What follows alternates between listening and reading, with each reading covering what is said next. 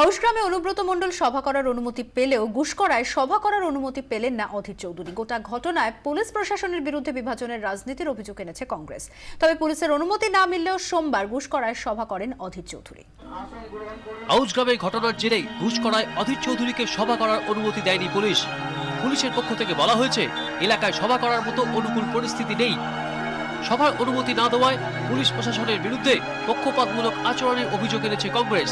কংগ্রেসের প্রশ্ন, তৃণমূল নেতা অনুব্রত মণ্ডলকে সভার অনুমতি দেওয়া হলেও কংগ্রেসকে দেওয়া হলো না কেন? পশ্চিমবঙ্গে তো এইভাবেই চলছে না, আমাদের কেন অনুমতি দেবে?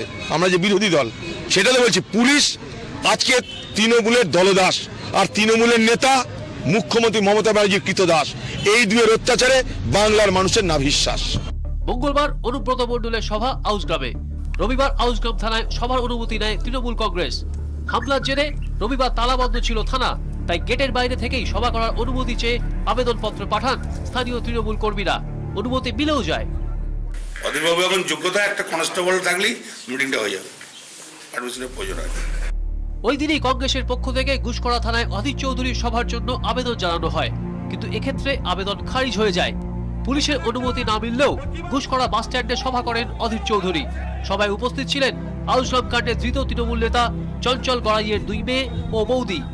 মমতা ব্যানার্জির এটাই হচ্ছে লাইন, কাজের সময় কাজী আর কাজ পুরালে পাজি। 100 বার কেন দাঁড়াবো না? আমি তো এখানে পরিষ্কার বলেছি, আমার রাজনীতি ধান্দাবাজিতে আসেনি।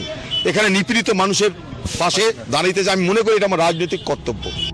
ঘুষকরায় সভার পর অধীর চৌধুরী যান চঞ্চল গড়াইয়ের বাড়ি। সেখান থেকে আউশগ্রামেও যান প্রদেশ কংগ্রেস সভাপতি। ব্যুরো রিপোর্ট, 24 ঘন্টা।